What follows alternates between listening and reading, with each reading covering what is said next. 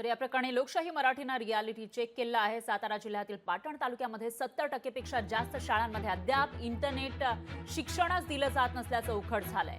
तर या ठिकाणी अनेक दिवसांपासून शाळेमध्ये इंटरनेटचं जे बेसिक शिक्षण आहे ते द्यावं असा रूल आहे, नियम आहे, पण 70% शाळांमध्ये पाटण तालुक्यातल्या ज्या 70% शाळा आहेत त्या ठिकाणी इंटरनेट शिकवलं जात नाही अशी एक माहिती उघड झालेली आहे। तर विद्यार्थ्यांशी संवाद साधलेला आहे आपले साताऱ्याचे प्रतिनिधी शशिकांत सूर्यवंशी यांनी।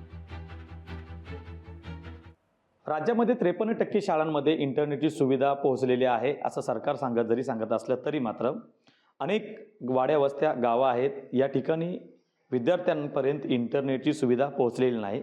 आणि हे पाहण्यासाठी आपण आलेलो आहे सातारा जिल्ह्यातल्या पाटण तालुक्यातील दुर्गम परिसरातल्या माण्यानगरच्या गावामध्ये आणि या ठिकाणच्या जिल्हा परिषद शाळेमध्ये नक्की परिस्थिती काय आहे हे जाणून घेऊया। आपल्याबरोबर आहेत जिल्हा परिषद शाळेचे शिक्षक, त्यांच्याशी आपण बातचीत करूया। सर, काय सांगाल, शाळेमध्ये इंटरनेटची सुविधा उपलब्ध आहे का? नाही, इंटरनेट सुविधा नाही, इंटरनेट नाही आपल्या याच्यात। जर काही विद्यार्थ्याला शिकवायचं असलं तर आम्ही ते डाउनलोड करून आणणार तिकडून आणि तेच आम्ही त्याला शिकवणार। कम्प्युटर आहे की आमच्याकडे? मग त्याचा वापर होतोय?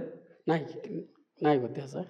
आता या भागात आणखी समोर 2 शाळा आहेत, तिकडे पण आता नेटचा इश्यूच आहे। कांबरगावच्या समोर इकडे इंटरनेट नाही। इंटरनेटची आवश्यकता आहे की त्याला भरपूर माहिती त्याला द्यावं लागते आताच्या काळात, पण आम्हाला जे आवश्यक असते ते आम्ही डाउनलोड करून आणतोय, त्याला दाखवते ती माहिती। जे शिक्षक आहेत ते बाहेरून जे काही त्यांना विद्यार्थ्यांना शिकवायचं असेल ते रेंजमध्ये जाऊन डाउनलोड करून आणून या इथल्या विद्यार्थ्यांना शिकवावं लागतं आहे। त्यामुळं कुठेतरी ही जी गंत आहे इंटरनेटची ती लवकरच दूर व्हावी अशी मागणी देखील वारंवार होताना आपल्याला पाहायला मिळते। त्यामुळं सरकारने इकडे लक्ष देऊन या दुर्गम परिसरातील शाळांसाठी इंटरनेटची सुविधा ही उपलब्ध करून देण्याची गरज आहे ती या निमित्तानं आपल्याला पाहायला मिळते।